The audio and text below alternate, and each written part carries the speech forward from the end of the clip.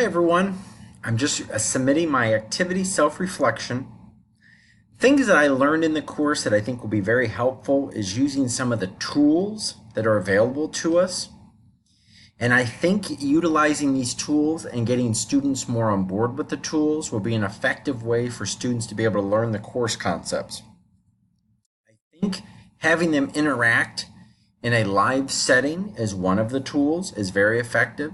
I also seeing them interact and bringing in videos into discussion, interacting with different medias, I think could be a very good way to have students are looking forward to coming back in the course, because I think students sometimes are always reading, and I think having a different way to hear the information and interact with the peers is an exciting way to learn information.